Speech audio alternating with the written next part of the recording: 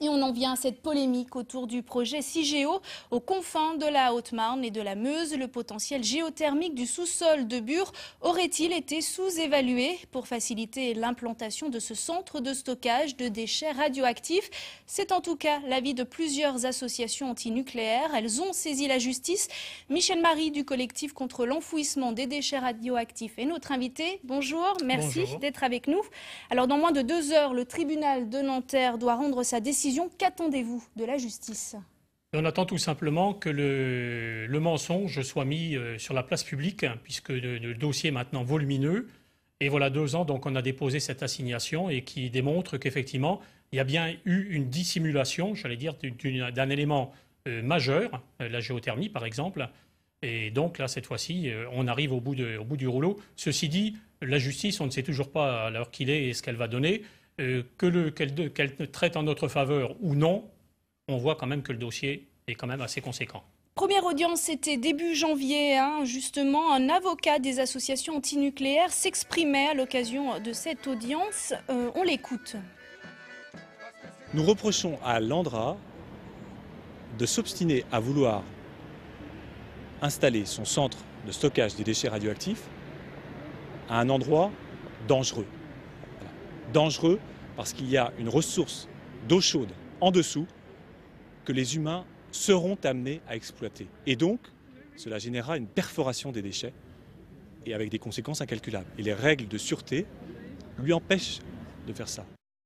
Et avant d'aller plus loin, Monsieur Marie, on va justement expliquer, rappeler ce que sont les ressources géothermiques, leur utilité. Alors tout simplement, c'est de l'eau chaude qui serait dans les couches, dans le sous-sol, tout simplement, et qui est une ressource, on le voit par exemple dans le bassin parisien, où on se sert énormément de cette eau chaude pour chauffer l'habitat, etc., etc. Et donc, à l'heure de la transition énergétique, on a la chance là d'avoir une ressource, j'allais dire, qui est quasiment gratuite, qui est propre, qui est renouvelable, et surtout qu'on ne va pas chercher à l'extérieur comme l'uranium ou le pétrole, on l'a chez nous. Des expertises ont été réalisées, bien sûr. Qu'ont-elles révélé ? Alors le problème, c'est qu'on a eu des expertises de l'ANDRA, de l'organisme des déchets nucléaires, qui disaient qu'il n'y avait absolument aucune ressource, aucun potentiel. Or ensuite, nous avons fait faire des contre-expertises et qui révèlent qu'au contraire, il y a bien des caractéristiques qui seraient très intéressantes. Et la dernière expertise, qui est suisse, indépendante, elle disait qu'on pourrait même exploiter dès aujourd'hui, malgré les caractéristiques, malgré le sel par exemple, la salinité qui est embêtante, mais on pourrait avec les techniques actuelles exploiter dès aujourd'hui.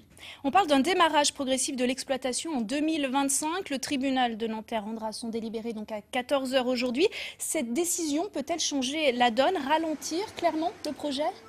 Cette décision, en fait, elle peut non seulement ralentir, mais elle peut arrêter le projet. Parce que si on démontre dans ce dossier, justement, que la zone qui avait été choisie pour faire le site d'enfouissement des déchets radioactifs ne s'y prête pas du tout, puisqu'il y a cette ressource. Et c'est même le ministère de l'Industrie qui avait, à une époque, édicté une règle fondamentale de sûreté, ce qui dit bien ce que ça veut dire, qu'il ne faut surtout pas choisir un endroit d'enfouissement, un endroit où il y aurait une ressource. Parce que plus tard, quand on aura perdu la mémoire, par exemple, de ce site, nos descendants risquent d'aller percer pour rechercher cette ressource.